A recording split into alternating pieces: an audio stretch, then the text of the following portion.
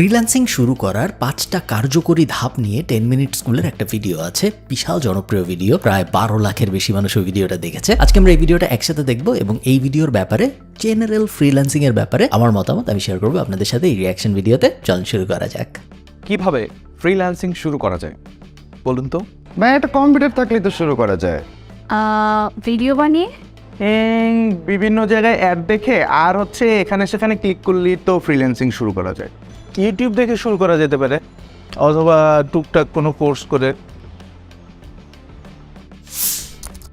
এই প্রশ্নটা আসলে সঠিক প্রশ্ন না। কিভাবে ফ্রিল্যান্সিং করা যায় এটা কাউকে জিজ্ঞেস করাই উচিত না, কারণ ফ্রিল্যান্সিং তো আসলে কোনো কাজ না। ফ্রিল্যান্সিং একটা কাজ করার পদ্ধতি, আমি আপনাদের আগেও বিভিন্ন সময় বলছি, বাট যারা জানেন না তাদের জন্য আরেকবার ছোট্ট করে বলতেছি। Freelancing is a type of work. এক ধরনের কাজকে আমরা ফ্রিল্যান্সিং বলি। কোন ধরনের কাজকে আমরা ফ্রিল্যান্সিং বলি? যখন একজন মানুষের ফিক্সড কোনো ক্লায়েন্ট থাকে না, বিভিন্ন ক্লায়েন্টের জন্য র্যান্ডমলি সে কাজ করতে থাকে, তখন তাকে ফ্রিল্যান্সার বলা হয়। যেমন ধরেন একজন ফটোগ্রাফার আজকে ওই মডেলের সাথে কাজ করতেছে, কালকে ওই বিয়েতে কাজ করতেছে, পরশুদিন অমুক ইনফ্লুয়েন্সার ডাকছে তার সাথে কাজ করতেছে, সে একজন ফ্রিল্যান্স ফটোগ্রাফার। আবার এমনও অনেক মানুষ আছে যারা একটা কোম্পানিতে চাকরি করে ফটোগ্রাফার হিসেবেই। যেমন ধরেন একটা নিউজ অর্গানাইজেশনে বা একটা টেলিভিশনের ডেডিকেটেড ফটোগ্রাফার আছে যারা শুধু ওই কোম্পানিতেই চাকরি করে, ওই কোম্পানির থেকেই সে বেতন পায়। তার মাল্টিপল ক্লায়েন্ট নাই, একটাই ক্লায়েন্ট, ওই কোম্পানি তাকে বেতন দেয়, সেও photographer, but say permanent photographer একটা কোম্পানির। সে চাকরি করতেছে, আর এইখানে অন্য যে ফটোগ্রাফারটার কথা আমি বললাম সে ফ্রিল্যান্সিং করতেছে, কারণ সে একসাথে 5-6 জনের জন্য ফটোগ্রাফি করতেছে। সো ফ্রিল্যান্সার হওয়ার মানে কি আমি এখন বলবো ফটোগ্রাফার কেমনে হয়? না, freelancing is a type of work. একটা কাজের ধরনকে আমরা ফ্রিল্যান্সিং বলি। সেটা ফটোগ্রাফারের জন্য হইতে পারে, গ্রাফিক ডিজাইনার বেতন পায় মাসে, এরকম ফুল টাইম চাকরি করে, এরকমও হয়। আবার ফ্রিল্যান্সারও হয়। ফটোগ্রাফার একজন ফ্রিল্যান্সারও হয়, আবার একজন ফুল টাইম চাকরি করে, এরকম মানুষও হয়। সো ফ্রিল্যান্সিং কিভাবে করে এই কথার কোনো মানে নেই, যেরকম ভাবে চাকরি কিভাবে করে এই কথার কোনো মানে নেই।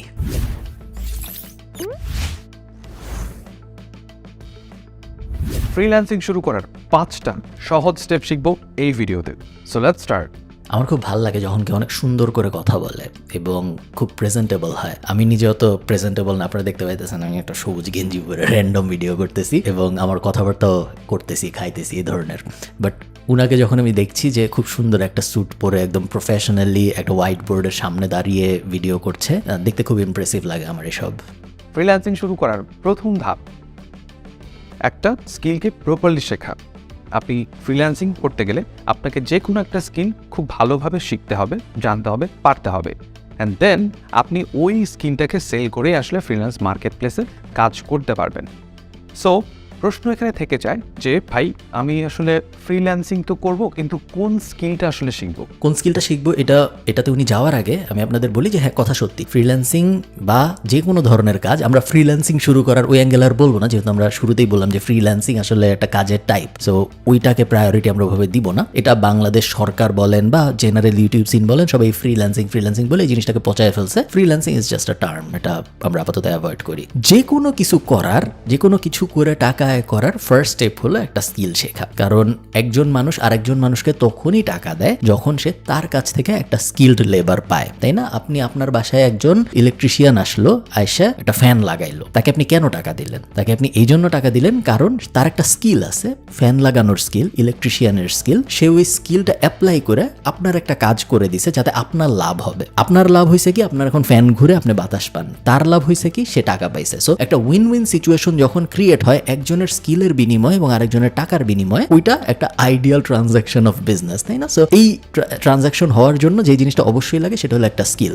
একটা স্কিল যদি না থাকে, ওই ইলেকট্রিশিয়ানের কাজকর্ম করার স্কিল না থাকতো, সেক্ষেত্রে তো আপনি তাকে টাকা দিতেন না। সো স্কিল অবশ্যই প্রাইমারি। সেকেন্ড আরেকটা যে জিনিস খুব ইম্পর্টেন্ট সেটা হলো দ্য এবিলিটি টু সেল। এটা হয়তো উনি বলেন না, আমি জানি না সামনে বলবেন নাকি। শুধু একটা স্কিল জানি এটা এনাফ না, স্কিলটা বেচতে পারার এবিলিটিটা খুব বেশি ইম্পর্টেন্ট। যদি আপনি আপনার স্কিলটা বেচতেই না পারেন, মানুষ যদি না বুঝে, মানুষকে যদি আপনি কনভিন্স করতে না পারেন যে হ্যাঁ অন্যান্য যত ইলেকট্রিশিয়ান আছে তাদেরকে হায়ার না করে আমাকে হায়ার করা উচিত, কারণ আমি এই কারণে ভালো, এই জিনিস আমি করছি, দেখো আগে এগুলা ভালো, তাহলে কিন্তু আপনি আগাইতে পারবেন না, আপনি যত বড় স্কিলড মানুষই হন। সো স্কিল অনেক ইম্পর্টেন্ট, সেল করতে পারার স্কিল আরো বেশি ইম্পর্টেন্ট। সেক্ষেত্রে আমি আপনাদেরকে দু একটা সাজেশন দিতে পারি। যেমন আপনারা যদি ডেটা এন্ট্রি বা রাইটিং রিলেটেড কোনো কাজ করতে চান, সেক্ষেত্রে আপনাদেরকে মাইক্রোসফট অফিস বা গুগল ডক, স্প্রেডশিট এই টাইপের জিনিসপাতিগুলো শিখতে হবে। উনি এখানে একটা দাগ দিল, কিন্তু আমি আপনাদের বলি এই যে data entry, Microsoft office, Google doc sheet, এগুলো কোনো স্কিলের মধ্যে পড়ে না, এগুলোর পিছনে যাওয়া যাবে না। এমন কিছু যা একটা 5-10 বছরের বাচ্চাকে 1-2 ঘন্টার মধ্যে শিখায় ফেলা যায় সেটা কোনো স্কিল না, এটা কমন সেন্স দিয়ে বোঝা যায়। আমি যদি আমার 10 বছরের ছেলেকে, 10 বছরের মেয়েকে, 10 বছরের ভাইগনাকে, 10 বছরের কোনো এক পিচ্চিকে এখানে এই চেয়ারটায় ওকে বসায় রাখি এবং ওকে আমি এখানে দেখাই যে কিভাবে মাইক্রোসফট ওয়ার্ডে কাজ করতে হয়, কিভাবে এক্সেলে কাজ করতে হয়, 1 ঘন্টার বেশি লাগবে না, ওরা পুরো জিনিস বুঝাই ফেলে। মাইক্রোসফট ওয়ার্ডের আবার কাজ কি? একটা সাদা মাইক্রোসফট ওয়ার্ড বের করে কিবোর্ড দিয়ে টাইপ করলেই তো মাইক্রোসফট ওয়ার্ডের কাজ হয়ে যায়। ফরম্যাটিং এর বেসিক সবাই পারে, টাইমস নিউ রোমান দিবন এরিয়াল দিয়ে ওগুলো সবাই পারে। গুগল ডক সেম জিনিস। এক্সেল একটু অ্যাডভান্সড, বাট এআই চলে আসার কারণে এক্সেলও অ্যাকচুয়ালি মিডিওকার লেভেলের হয়ে যাচ্ছে আস্তে আস্তে। বেশিরভাগ মানুষের অ্যাডভান্সড এক্সেল ফাংশনালিটির জন্য এআই এর হেল্পে তারা করে ফেলতে পারে। সো ডেটা এন্ট্রি টাইপ জিনিসপত্র আমি স্কিলের কাতারে রাখি না। সাধারণত পিরামিডের একদম নিচে ধরেন সবচেয়ে বাজে কোয়ালিটির মানুষজন যারা কিছু একটা করতে চায় তারা ডেটা এন্ট্রি টাইপ জিনিসপত্রের দিকে যায়। ওই দিকে যায় ইনকামও কখনো হয় না, ওই দিকে যায় বড় লোকও কখনো কেউ হয় না, এবং ওই জিনিস তাও রিপ্লেস হয়ে যাচ্ছে এআই এর কারণে। সেকেন্ডলি, গ্রাফিক ডিজাইন যদি শিখতে চান সেক্ষেত্রে মিনিমাম আপনাদেরকে অ্যাডোবি ফটোশপ অথবা ইলাস্ট্রেটর এই জিনিসটা শিখতে হবে। যদি ফটোশপ এবং ইলাস্ট্রেটরের ঝামেলা এড়াতে চান সেক্ষেত্রে ক্যানভা দিয়েও আপনারা বেসিক গ্রাফিক ডিজাইনের কাজগুলো শিখে নিতে পারেন। সুন্দর করে যদি আমি বলি, আমার এই সেফ মেন্টালিটি এবং খুব অল্পতেই আপনার হয়ে যাবে কোনো সমস্যা নেই, এই অ্যাঙ্গেলটাই আমার পছন্দ না। আপনি যদি লাইনটা খেয়াল করেন, যদি ফটোশপ ইলাস্ট্রেটরের কমপ্লেক্সিটি এড়াইতে চান তাহলে ক্যানভা দিয়েও আপনারা করে ফেলতে পারবেন। বিষয়টা এমন না, ফটোশপ ইলাস্ট্রেটর ক্যানভার অল্টারনেটিভ না। এবং এই যে টোনটা, যে আপনি কঠিনগুলা করবেন না, ঠিক আছে, কঠিনগুলো করার কোনো দরকার নেই, আপনি ক্যানভা দিয়ে কাজ চালায় নেন। এই যে মডেলটা, যে না কঠিনগুলো দরকার নেই, সহজটা দিয়ে, ওটা দিয়ে আসলে হয় না। কারণ কঠিনগুলো কঠিন ফর আ রিজন। কঠিনগুলো ভালো কাজ করা যায়, এই কারণেই কঠিনগুলো শেখা জরুরি, এই কারণেই কঠিনগুলো কম শেখে, এবং এই কারণেই কঠিনগুলোর মধ্যে টাকা আছে। সহজ জিনিস যেটা সবাই পারে ওগুলোর মধ্যে আসলে টাকা নাই। Canva is one of them. Canva still মানুষ অনেক টাকা আয় করে, বাট তারা ক্যানভা এক্সপার্ট অ্যাকচুয়ালি। বেসিক ক্যানভায় যায় কয়েকটা ছবি অ্যাড করে কয়েকটা জিনিস লিখতে তো সবাই পারে, ওটার মধ্যে কোনো টাকা পয়সা নেই, ওই জিনিস করার কোনো মানে নেই। থার্ড সেটা হচ্ছে ডিজিটাল মার্কেটিংয়ের জন্য আপনারা কি শিখবেন। ডিজিটাল মার্কেটিংয়ের জন্য প্রথমে শিখতে হবে আপনাদেরকে এসইও, সার্চ ইঞ্জিন অপটিমাইজেশন। এই একটা শিখলেই আপনি অনেক কাজ পেয়ে যেতে পারেন। ডিজিটাল মার্কেটিং এর জন্য প্রথমেই শিখতে হবে এসইও, এটা সঠিক কথা না। ডিজিটাল মার্কেটিং মানে হলো কোনো একটা প্রোডাক্ট বা সার্ভিস আমি ডিজিটালি মার্কেট করার চেষ্টা করতেছি। ডিজিটালি মার্কেট করার মানে কি?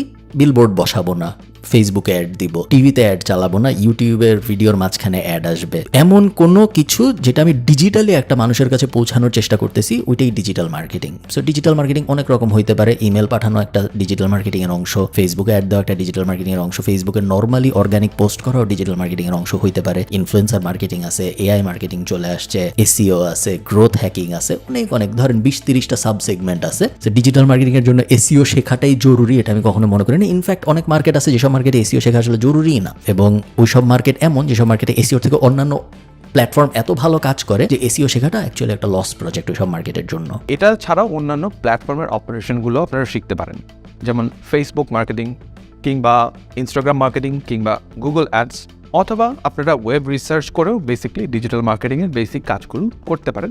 Web research is not really part of digital marketing. Web research বা সোজা বাংলায় রিসার্চ সব ফিল্ডের জন্য অ্যাপ্লিকেবল হয়।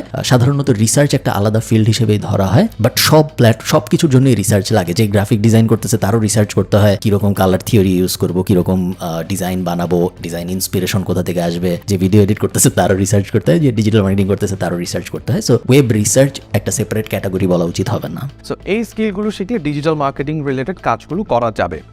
দেন ভিডিও এডিটিংয়ের জন্য আসলে আপনাকে কিছু পার্টিকুলার সফটওয়্যার শিখতে হবে। সেটা অনেক ফ্রি সফটওয়্যার আছে, ফিল্মোরা আছে, অ্যাডোবি প্রিমিয়ার প্রো আছে, ফাইনাল কাট প্রো আছে, অ্যাডোবি আফটার ইফেক্ট আছে। এগুলোর যে কোনো একটা শিখে আপনি ভিডিও এডিটিং এর কাজটা শিখতে পারেন, এবং সেই স্কিলটা সেল করে আপনি ফ্রিল্যান্সিং করতে পারেন।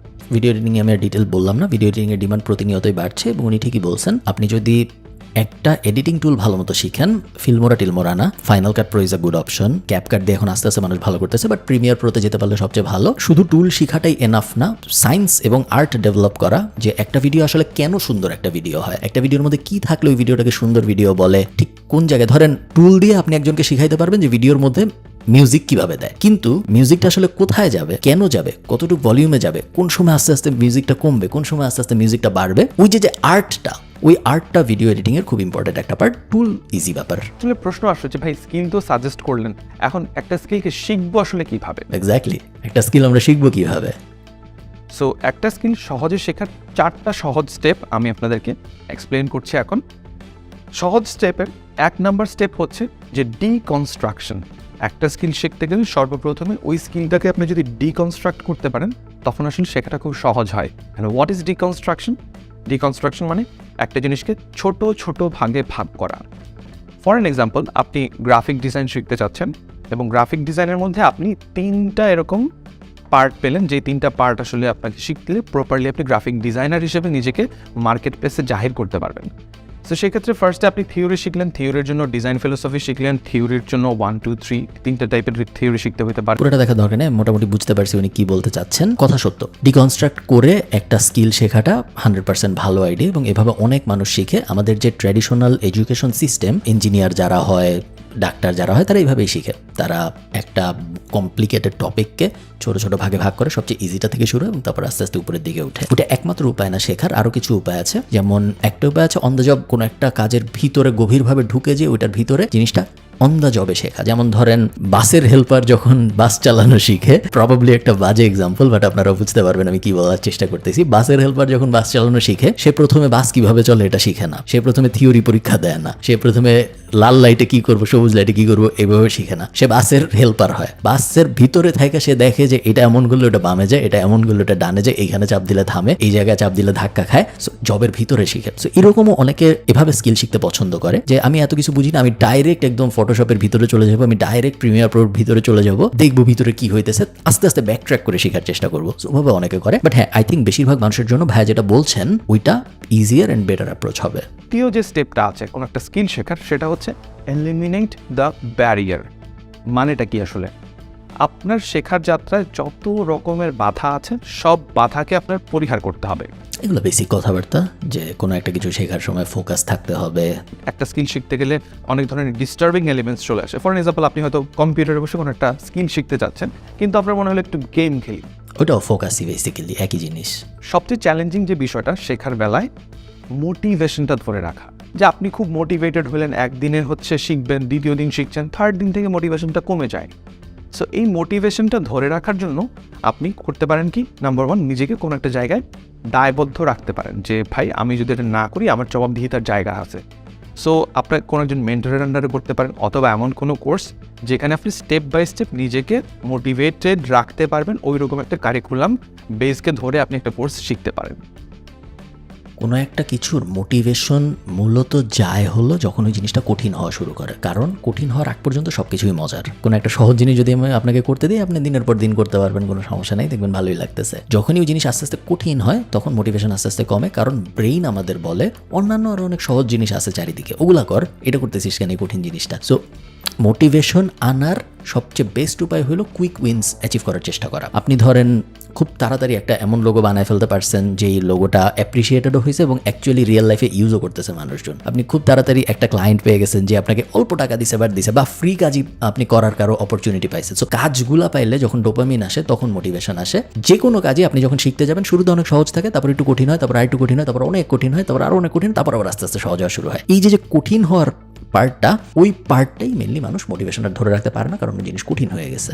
অ্যান্ড 4 নাম্বার যে স্টেপটা, সেটা হচ্ছে প্র্যাকটিস প্র্যাকটিস প্র্যাকটিস। অবশ্যই, আসলে অবভিয়াস, আমি 10 মিনিট স্কুল তো আসলে ম্যাস মানুষজনের জন্য ভিডিও বানায়, সবাই দেখবে। সো অনেক বেসিক কথা আছে যেগুলা 10 মিনিট স্কুলের বা ভাইয়ার বলতে হচ্ছে হয়তো, যেগুলা আমি হইলে হয়তো বলতাম না। যে ফোকাস থাকতে হবে তো সবাই জানে, প্র্যাকটিস করলে ভালো হবে তো সবাই জানে, বাট আমি তো একটা স্পেসিফিক অডিয়েন্সের জন্য বানাই। বাট 10 মিনিট স্কুল যেহেতু পুরো দেশের জন্যই বানায় বলা যায়, সো ওদের অনেক কিছু আরও ডাউন বা ব্রেকডাউন করতে হয়, যেটা হয়তো আমার করা লাগে না। মূল আলোচনায় ফিরে যাই, যে আমরা ফ্রিল্যান্সিং শুরু করার ফার্স্টের স্টেপের মধ্যে কিন্তু এতক্ষণ ব্যাখ্যা করলাম। এবার সেকেন্ড স্টেপে দেখব যে কি সেকেন্ড স্টেপ, সেটা হচ্ছে কাজ সংক্রান্ত একটা পোর্টফোলিও তৈরি করা। পোর্টফোলিও বানান ভুল, আমি 10 মিনিট স্কুলের কাছ থেকে এটা আশা করি নাই। পোর্টফোলিও না পোর্টফোলিও, ইংলিশ শব্দ, সব বাংলা। এখন পোর্টফোলিও জিনিসটা কি আসলে? পোর্টফোলিও জিনিসটা হচ্ছে এমন একটা প্লেস ওয়েবের যেখানে হচ্ছে আপনি এতদিন পর্যন্ত যে যে কাজ করেছেন সেগুলোকে সংরক্ষণ করে রাখা। সেটা হতে পারে কোনো ওয়েবসাইট, সেটা হতে পারে কোনো drive, storage, any other thing. So আপনি যে স্কিলটা জানেন বা শিখেছেন সেই স্কিলটাকে নিয়েই একত্রিত করেই বেসিক্যালি আপনাকে পোর্টফোলিওটা সাজাতে হবে। সো আমি উদাহরণস্বরূপ বলছি যে যারা গ্রাফিক ডিজাইনার আছে তাদের জন্য বিহ্যান্স একটা খুব ভালো পোর্টফোলিও সাইট, ড্রিবল একটা খুব ভালো পোর্টফোলিও সাইট, অ্যান্ড প্রশ্ন একটা আসে এই জায়গাতে যে ভাই আমি তো কোনো ক্লায়েন্টের কাজ করিনি, তাহলে আমি পোর্টফোলিওটা বানাবো কিভাবে? সেক্ষেত্রে চিন্তার কোনো কারণ নাই, কারণ আপনি যখন একটা কাজ বা স্কিল শিখছেন তখন ওই কাজ বা স্কিল শিখতে গিয়ে আপনি অনেক ধরনের প্রজেক্ট করেন, সেই প্রজেক্টগুলোকে দিয়েই কিন্তু আপনি সুন্দর একটা পোর্টফোলিও বানিয়ে ফেলতে পারেন। পোর্টফোলিও যদি আপনার না থাকে, বা পোর্টফোলিও তো একটা কঠিন শব্দ, সহজ করে বললে example of what you learn, এটা যদি আপনার না থাকে তাহলে আপনি কোনো জায়গায় যেই ভালো করতে পারবেন না এরকম ক্ষেত্রে। কারণ দেখেন, একটা ডাক্তার কেন একটা জায়গায় চাকরি পায়? কারণ ওর একটা সার্টিফিকেট আছে, এই সার্টিফিকেট দেখেই যে চাকরি দিচ্ছে সে হসপিটাল বুঝে যে হ্যাঁ ওর এই সার্টিফিকেট আছে, ওর FCPS আছে, MBBS আছে, ও ডাক্তারি তার মানে পারে, ওকে ছোট পজিশনে নিই, তারপর জবের ভিতরে আস্তে আস্তে ওকে উপরের দিকে উঠাবো যদি ওর পারফরমেন্স ভালো হয়। একজন লোগো ডিজাইনার যখন আপনার সামনে আসে, একটা ভিডিও এডিটর যখন আপনার সামনে আসে, একটা AI কোডার যখন আপনার সামনে আসে, একটা এলিমেন্টর এক্সপার্ট যখন আপনার সামনে আসে, এই সব স্কিলের তো সার্টিফিকেট নেই। সো কিভাবে বুঝবো? একটা ক্লায়েন্ট কিভাবে বুঝবে যে অমুক মানুষ যে এসে বলতেছে আমি SEO পারি? সবাই তো বলে, কিভাবে পারে? আমার একটা SEO টিউটোরিয়াল আছে ইউটিউবে, 7.5 লাখ মানুষ দেখছে। তো বাংলাদেশে ঘরে ঘরে SEO এক্সপার্ট থাকার কথা, তাই না? বাট কিভাবে বুঝবো? বুঝবো প্রমাণ দিয়ে।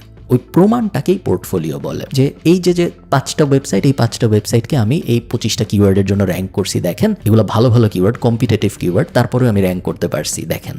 সো আপনি আমাকে হায়ার করতে পারেন। এই যে 30টা লোগো, দেখেন এই 30টা লোগো আমি বানিয়েছি। ইনফ্যাক্ট আপনার বিজনেসের লোগোরও 2-3টা ভার্সন আমি বানাইছি। এই যে দেখেন আমার কাছে আছে, এগুলো যদি আপনার ভালো লাগে আসেন আমরা একসাথে কাজ করি। আপনার সোশ্যাল মিডিয়ার জন্য একটা পোস্ট আমি অলরেডি বানাইছি। এই যে দেখেন এটার মধ্যে এই জিনিস চেঞ্জ করি। আপনি অলরেডি একটা টুইটারে পোস্ট করছিলেন, আমি দেখছি গত সপ্তাহে, বাট পোস্টার এই জিনিস আমার ভালো লাগে নাই, এই কারণে আমি পোস্ট আবার নতুন করে ডিজাইন করছি। এই যে দেখেন ডিজাইন, এগুলো হলো পোর্টফোলিওর এক্সাম্পল, এগুলো হলো এক্সাম্পল অফ ওয়ার্কের এক্সাম্পল। সো ওই জিনিস যদি আপনার না থাকে আপনি তো সার্টিফিকেশন দিয়ে দেখাইতে পারবেন না। সো ওই কারণেই পোর্টফোলিও ব্যাপারটা বা এক্সাম্পল অফ ওয়ার্ক থাকাটা জরুরি। তৃতীয় যে স্টেপটা আছে ফ্রিল্যান্সিং শুরু করার জন্য, যে থার্ড স্টেপ, সেটা হচ্ছে মার্কেট প্লেসে অ্যাকাউন্ট খোলা এবং প্রোফাইলটা আপডেট করা।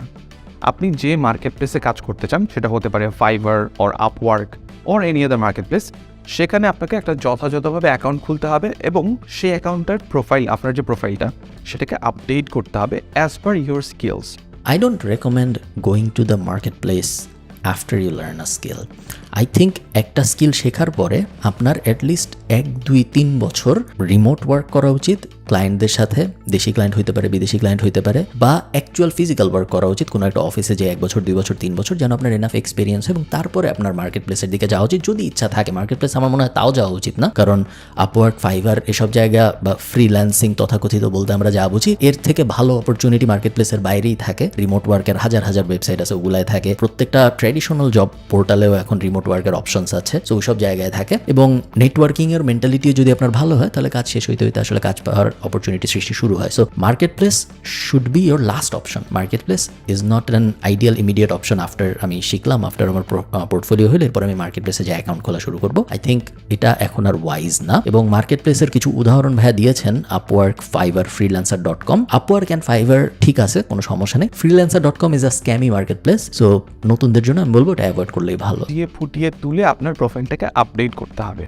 আর আরেকটা জিনিস এখন করতে হয়, সেটা হচ্ছে যে NID দিয়ে একটু ভ্যারিফাই করে নিতে হয় আইডিটাকে। আপনি কোনো স্কিল না শিখে অবশ্যই কোনো মার্কেট প্লেসে অ্যাকাউন্ট খুলবেন না, প্লিজ, এটা কখনোই করবেন না। আপনি যখন একটা স্কিল শিখলেন, শেখার পরে, প্রপারলি বোঝার পরে, জানার পরেই তারপর আপনি মার্কেট প্লেসে গিয়ে অ্যাকাউন্ট করবেন।